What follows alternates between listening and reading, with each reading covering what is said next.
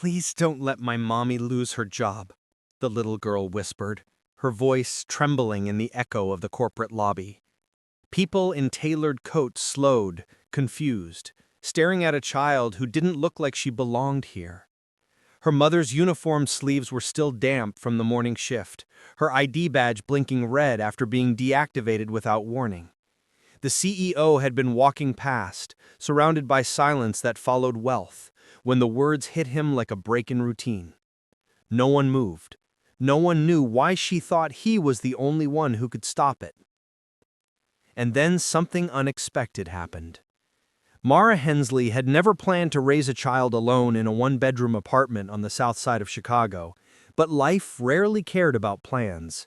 She worked whatever shifts she could get, cleaning offices at night, stocking shelves before dawn, taking temp jobs during the hours in between. It was never enough, but she kept moving. Her mother used to tell her, "We stand even when we shake." Mara repeated it quietly every time her hands trembled counting bus fare or stretching groceries for another day. She didn't grow up poor, not at first, but her father's illness drained everything they had, and her mother's death came not long after. By 18, Mara was balancing 2 jobs and grief she didn't have time to feel. When her daughter Lily was born, she promised herself that the little girl would never carry the same weight. But promises were heavy too, and keeping them meant accepting shifts others turned down and paychecks that disappeared the moment they arrived. Every weekday, Mara woke before the sun, stepping around the creaking boards of their apartment so Lily could sleep a little longer. She made breakfasts from whatever scraps remained, toast, an egg when she could afford it, oatmeal when she couldn't. Lily never complained. She'd just smile and say, "It's good, Mommy, really good." That smile kept Mara moving more than any paycheck ever did. Public spaces reminded her of what she lacked, grocery aisles where she calculated every dollar, school hallways where she kept her head down among parents with cleaner coats and calmer eyes, bus stops where cold wind pushed through worn gloves. Still, she stood, even when she shook. The new temp job at Brighton & Co. Enterprises felt like a doorway, maybe narrow, maybe uncertain, but still a doorway. A corporate cleaning shift wasn't glamorous, but it was steady, and steady was something she hadn't had in years. She memorized every rule, arrived early, stayed late, avoided mistakes. She needed this job. Rent was behind again, Lily needed new winter boots, and Mara refused to go backwards after fighting so hard to stay upright. Her creed, her mother's words whispered through her every morning, "We stand even when we shake." And Mara stood, day after day, never imagining how quickly that doorway could close, or who would be standing on the other side when it did. The temp position at Brighton & Co. wasn't meant to last, but for Mara it felt like the first fragile step toward stability. She had been assigned to the executive floors, polished wood, quiet hallways, offices that smelled faintly of expensive cologne and fresh paper.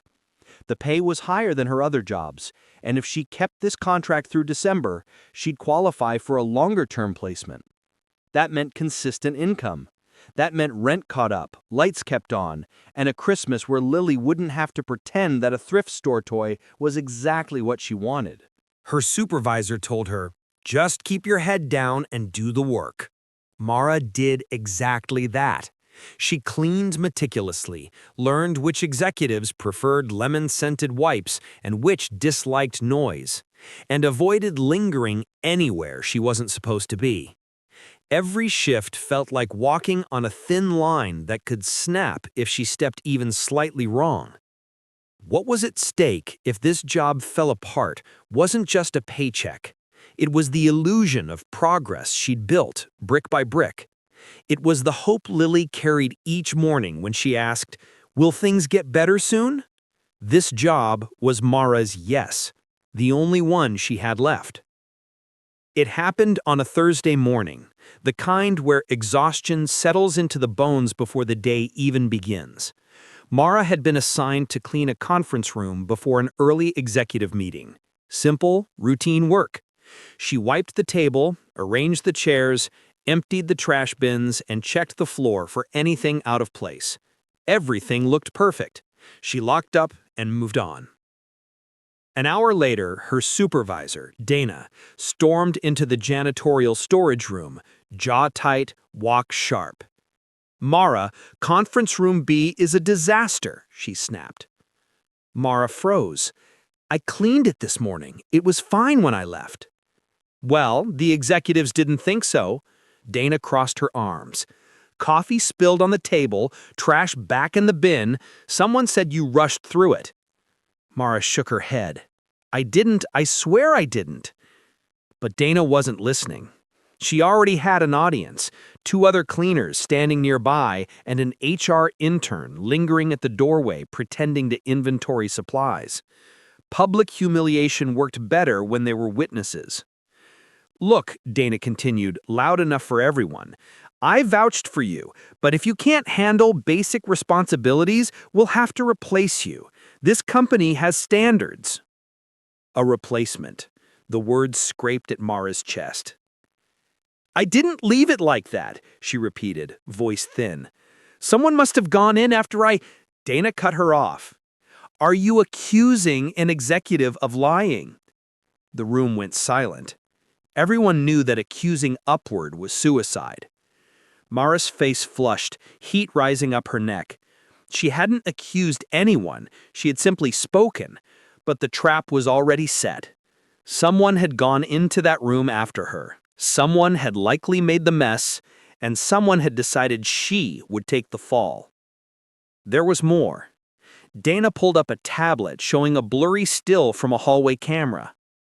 It caught Mara leaving the conference room, nothing unusual, but the timestamp had been used as evidence. She was the last recorded person before the mess was found. "I don't know what happened, but I didn't do that," Mara whispered. Dana sighed dramatically. "HR wants to talk to you, and until that meeting, your badge is suspended." Suspended. No badge meant no work. No work meant no pay. As Dana walked away, a few coworkers exchanged pitying looks, the kind people gave when they were glad it wasn't them. Mara stood there, heart pounding, the fragile progress she had built suddenly cracking apart beneath her feet. In that moment, she realized something unmistakable. Someone had decided she didn't belong here, and they were willing to push her out. Evan Cole didn't normally walk the executive floors this early. Most mornings his assistant filtered problems before they reached him, but today he needed space, a pause before another round of investor calls and board politics. He stepped out of his office and wandered the quiet hallway, sipping sparkling water from a glass bottle he hadn't even wanted. As he turned the corner, he saw a small crowd gathered near the badge kiosk. Security officers stood stiffly beside a woman in a janitorial uniform. Her eyes were red, her badge blinking with a steady red light that meant access denied. A child stood beside her, clutching a backpack with frayed straps. Evan didn't recognize the woman, but he recognized the scene. Someone powerless being reprimanded in a very public way. It was the kind of optics he hated, loud authority, quiet shame. But it happened more often than anyone wanted to admit. He stayed just out of view, not wanting to interrupt, and watched as the supervisor, Dana, approached the woman with clipped instructions and a tone that carried down the hall. "HR will contact you. Please wait outside." The words were formal, practiced, intentionally cold. The woman nodded stiffly, though she looked like she was barely holding herself together. Her daughter tugged at her sleeve, confused and scared. Evan saw the girl's lips move, saw her whisper something to her mother, though he couldn't hear what. Dana walked past him without noticing. Evan stopped her. "What was that?" he asked quietly. She straightened instantly. "Just a disciplinary issue. A temp worker left an executive conference room in poor condition, and it caused a complaint." "Is it verified?" Dana hesitated, just long enough for Evan to notice. "We have evidence," she said finally, but her voice lacked its earlier confidence. He watched her leave, uneasy. Something about the stillness of the woman's shoulders, the way she held herself as if bracing against a wind he could not feel, it bothered him more than it should have. Evan had grown up inside this company's marble walls. His father's name was on the building, his decisions shaped its future, and his wealth insulated him from the smallest inconveniences.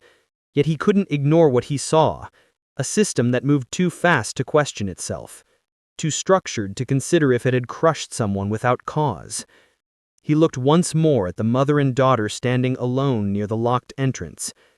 Something about the scene anchored him in place. He had the unsettling feeling that whatever had just happened wasn't a mistake. And it wasn't over. Evan didn't plan to get involved. He didn't like stepping into disciplinary issues without the full picture, and executives were warned not to interfere with HR processes. But something about the mother's stillness, the way she held her daughter behind her as if shielding her from the stairs, pulled him forward before he could talk himself out of it. He approached the lobby where security was quietly instructing Mara to wait outside in the December cold until HR found time to review her case. The building's marble walls made every word feel louder than it should have been. People were watching from a distance, pretending not to. Evan cleared his throat. "Hold on." Security turned immediately. Mara didn't. She seemed too embarrassed, too defeated to lift her head. But her daughter looked up at him, big-eyed and trembling, and whispered words he would remember for a long time. "Please don't let my mommy lose her job." The room froze. Security stiffened. A receptionist abandoned her keyboard and stared. Evan exhaled. There was no quiet way out of this now. Who filed the complaint? One guard shifted. "Conference services reported it on behalf of executive staff, sir." "And who verified it?" Silence. Evan nodded slowly. "So no one?" Mara finally looked up, confusion flickering across her face. He took another step closer. "Reinstate her badge." The guard blinked. "Sir, HR said—" "I'm not asking," Evan said, calm but final. "Reinstate it." People murmured. A supervisor who'd been pretending to walk by stopped mid-step. A few executives emerging from the elevators paused to observe. The dynamic had flipped. The temp worker no longer the target, but the center of attention under the CEO's protection. Security hesitated only a moment before tapping at the kiosk. The red light on Mara's badge blinked, then shifted to green. She stared at it as though her eyes were deceiving her. I didn't expect—" "I know," Evan said quietly. "But no one gets suspended without a proper review. Not in my building." Dana appeared at the edge of the crowd, face tight with irritation, clearly realizing what he'd undone. She opened her mouth to object, but Evan lifted a hand. "We'll be reopening the investigation, starting with the assumption that the worker might be telling the truth." A ripple went through the lobby. Mara's throat tightened, caught between gratitude and humiliation. Public help felt like exposure, but Lily squeezed her hand, relief softening her fear. Evan stepped back, giving them space. He hadn't planned to intervene, but the moment demanded something, and now that he had stepped in, the situation could no longer be quietly buried. Everything had shifted. The question was whether the shift would save her, or reveal something far heavier beneath it. If there was anyone Mara feared more than her supervisor, it was her landlord, Mr. Rudd. He was waiting at the apartment door when she returned after her shift, arms crossed, breath visible in the cold stairwell. He was the kind of man who believed lateness was a personal insult, and tenants were problems to be controlled, not people to be understood. "You're 5 days behind," he said without greeting. "Again." Mara tightened her coat around Lily. "I know, I'm working on it. I'll have it soon." "Soon doesn't keep the building running." His voice rose just enough for neighbors to hear through the thin walls. Public humiliation was his favorite currency. "You're out of extensions." Lily shifted closer to her mother, and that was all it took for something in Mara's chest to snap. After the morning she'd had, after the badge suspension, the lies, the threats, she could no longer shrink to fit someone else's shadow. "I said I'd have it," Mara replied. steady and low. "And I will." Rudd scoffed. "You people always say that." The words landed like a slap. Mara stood straighter. "What does that mean?" she asked. "It means you can't keep up. You take on jobs you can't hold. You make promises you can't keep. Then you want me to feel sorry for you?" Lily's eyes widened. Mara felt her hands tremble, anger mixing with humiliation, but she remembered her mother's creed. "We stand, even when we shake." "I'm working 3 jobs," she said. "I don't need you to feel sorry for me. I need you to stop talking to me like I'm beneath you." His expression hardened. "Careful, Mara. Pride doesn't pay rent." "No, but decency doesn't cost anything." For a moment, the hallway went still. Rudd stepped closer. "You think you can talk to me like that because some executive pretended to rescue you today?" Her breath caught. "How do you—" "Word gets around," he said. "People love to gossip. A janitor crying in the lobby, a CEO stepping in. Sounds like charity, and charity runs out." Mara clenched her jaw. She wanted to scream, to cry, to run, but instead she stood there, shaking, holding Lily's hand with every ounce of strength she had left. "I don't need charity," she said quietly. "I need time and respect." Rudd stared at her, measuring.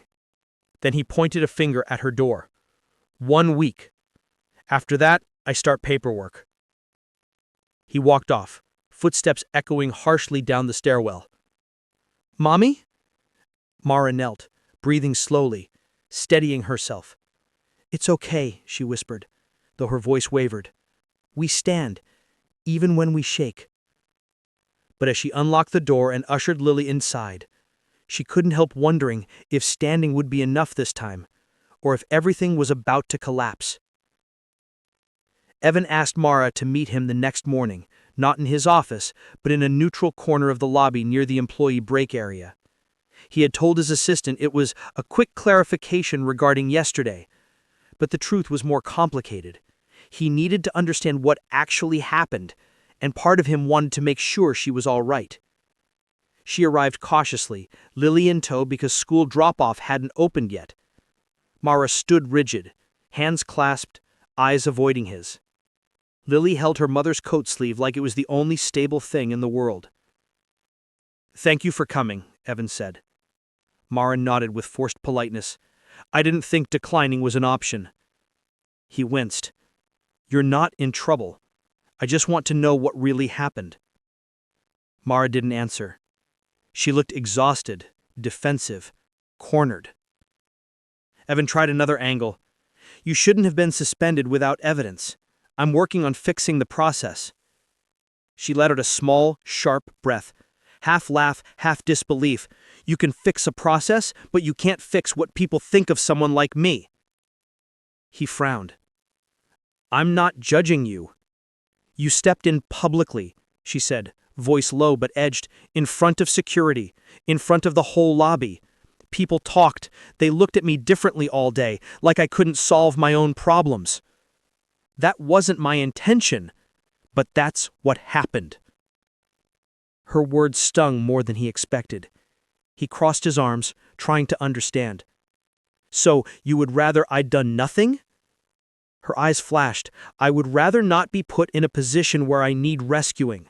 I don't want my daughter thinking the only way we survive is if someone rich decides we're worth noticing." Lily looked up at her mother, confused. Evan exhaled slowly. "You didn't ask me for help. Your daughter did." She stiffened. "She's a child. And children don't beg strangers to save their parents unless something is really wrong." Mara swallowed hard. Her pride and her fear were tangled together, impossible to separate. "I'm trying," she whispered, "every day. I don't need you to feel sorry for me. I need you to stop talking to me like I'm beneath you." "It wasn't charity," he said. "Of course it was," she shot back. "If anyone else had stepped in, would it have changed anything? No, because you're the CEO. That's what made it charity." He opened his mouth, then closed it. She wasn't wrong. A tense silence settled between them. Finally, Evan said, "There will be an investigation, but HR wants you involved in something while this gets sorted out. A project. With me." Mara blinked. "With you? Why?" "Because the accusation came from an executive team," he said carefully, "and if there's a bias issue, I'd rather see it from the inside." She stared at him, unsure whether to feel grateful or trapped. "Is that charity, too?" he asked gently. Mara didn't answer. She didn't know. All she knew was this. She had asked for fairness. What she received instead was a partnership she never wanted, and one she couldn't refuse. The assignment wasn't glamorous. It wasn't even something Evan normally handled himself. But HR insisted on a collaborative review of internal workflow gaps, and somehow that translated into pairing the CEO with a temp worker who had been accused of negligence. If anyone questioned the pairing, the whispers stopped the moment Evan's name appeared on the directive. For Mara, it felt like being pushed into a room she didn't belong in. For Evan, it felt like being forced to slow down long enough to see things he usually overlooked. Their task was simple on paper: review cleaning protocols, access logs, and conference room scheduling to determine how the alleged incident could have occurred, identify inconsistencies, recommend improvements. But simple tasks feel different when performed across a chasm of class. They met in a mid-level conference room, not the polished executive ones, not the cramped utility spaces. Neutral ground. "I'll pull the digital logs," Evan said, settling behind a laptop. "And I'll check the physical sign-out sheets," she replied, keeping her voice steady. She kept her distance, moving quietly, aware of her worn shoes squeaking on floors not meant for people like her. Evan noticed it, not the shoes themselves, but the way she tried to shrink into the edges of the room. As they worked, he discovered things small and uncomfortable. Cleaning staff didn't have access to the same supply inventory system. Logs were inconsistent. Supervisors signed off on rooms without checking them. The structure favored executives by default, workers by coincidence. He murmured, "This system was built to protect the top." Mara didn't look up. "That's not new." He paused. "You're allowed to be honest, you know." She finally met his eyes. "Being honest around power isn't usually safe." He had no response to that, not one that didn't sound privileged. They spent the next hour combing through records, comparing timestamps. Their tension softened, not friendly, not warm, but tolerable, professional, functional. At one point, Evan asked, "Why would someone set you up?" Mara stiffened. "They may have seen me as in the way." "In the way of what?" She hesitated. "People don't like it when someone who cleans their trash cans stands a little too close to their world. I try to stay invisible. Some people want invisible to be permanent." Her words hit deeper than he expected. Later, in the cafeteria, Evan suggested they review files over lunch. Mara declined and pulled out a small plastic container of pasta she'd brought from home. He ate a catered salad from the executive line. The contrast was painful, even for him. But they kept working. Slowly, the wall between them didn't crumble, but it shifted, just enough for them to see over it, just enough to realize they couldn't finish this alone. By the third day of working together, the tension between them had settled into something quieter, an uneasy truce born from exhaustion and necessity. They met again in the neutral floor conference room, papers spread across the table, digital logs open side by side. The more they uncovered, the less the problem looked like a mistake, and the more it resembled a deliberate act. "There," Mara said softly, pointing to a time entry. This badge was used to access the conference room after I finished, but the name is blurred. Why? Evan frowned. Some executive-level badges are coded to hide the individual holder during certain operations. It's for privacy. Privacy for them, blame for us. He didn't argue. He couldn't. Hours passed. Lily colored quietly in the corner, waiting for her mother, humming to herself. Evan watched her for a moment. Small backpack, shoes with worn soles, hair tied with a faded ribbon, and something uncomfortable tightened in his chest. Children shouldn't have to wait in corporate conference rooms while adults tried to prove their innocence. When Mara excused herself to take a call from her landlord, Evan accidentally overheard the edge in her voice. "I said 1 week. Yes, I'm working. I'll have it. Please don't threaten. My daughter is here." She hung up, breathing hard, cheeks flushed. "Everything okay?" Evan asked cautiously. "No, but it has to be." She returned to her chair, shoulders tight, and resumed scanning the logs. Evan watched her, not with pity, but recognition.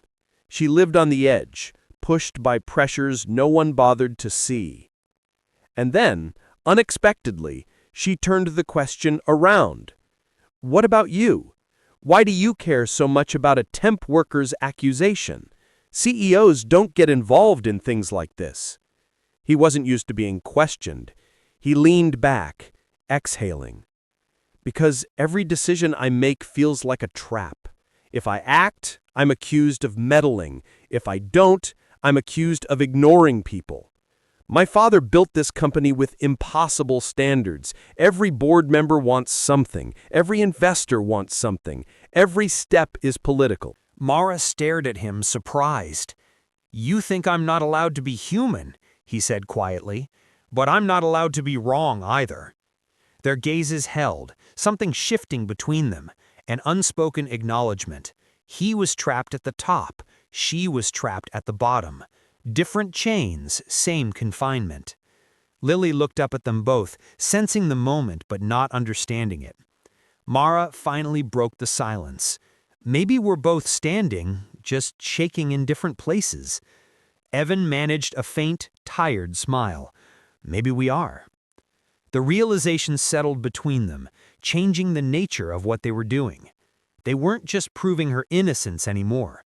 They were uncovering a system that boxed them both in, only on opposite sides. The breakthrough came faster than either of them expected. A hidden access entry, one that shouldn't have existed, showed that an executive assistant had used a masked badge to re-enter the conference room after Mara left. It was enough to demand a formal review. The next morning, HR called a full-floor meeting.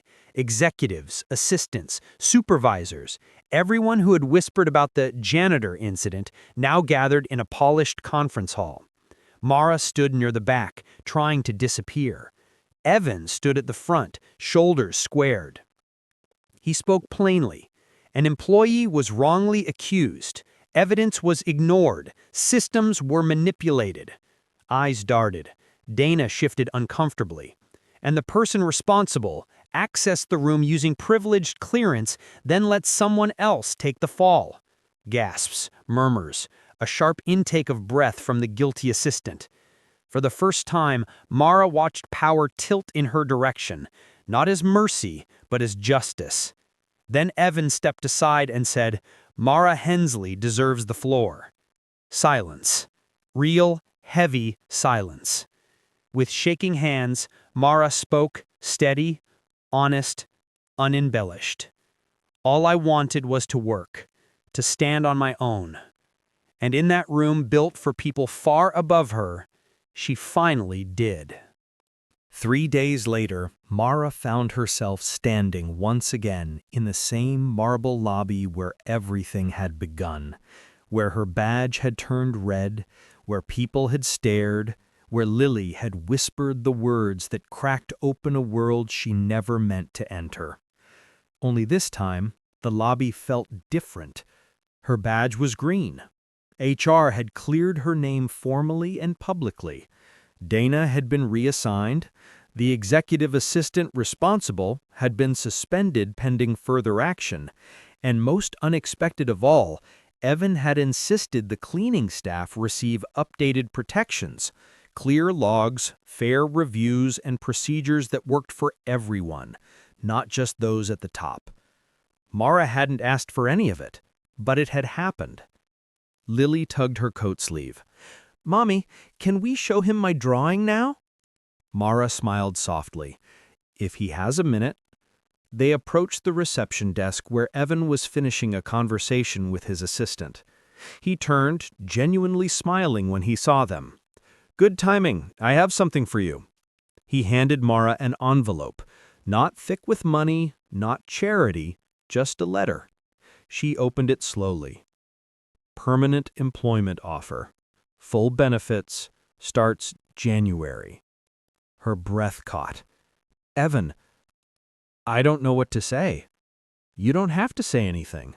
You earned this. All I did was make sure the truth got heard." Lily stepped forward, shy but proud, holding out a folded piece of paper. "This is for you. It's us, from that day." He opened it. 3 stick figures, a little girl, her mother, and a tall man standing in the lobby. No fear this time, just warmth. At the top, in a child's handwriting, "We stand even when we shake." Mara blinked back tears. It was her mother's creed, now passed to another generation, now witnessed by someone who had never needed it until recently. Evan folded the drawing carefully. "That's a good thing to remember," he said quietly. As they walked out into the winter air, snow beginning to fall, Mara felt something she hadn't felt in a long time. Not safety, not certainty, but possibility. This Christmas would not be the one she feared. It would be the one Lily had hoped for, and maybe, in his own way, the one Evan needed too. Some stories don't end with grand victories. Sometimes they end with something quieter. Truth spoken aloud, dignity restored, and a small act of kindness that echoes longer than anyone expects. Mara didn't win a lottery or escape every struggle, but she stood her ground, even when the world tried to shake her loose. And someone with power finally chose to listen. If this story stirred something in you, hope, strength, or just a reminder of what people carry, please take a moment to like, subscribe, and share. Your support helps bring more stories like this to life.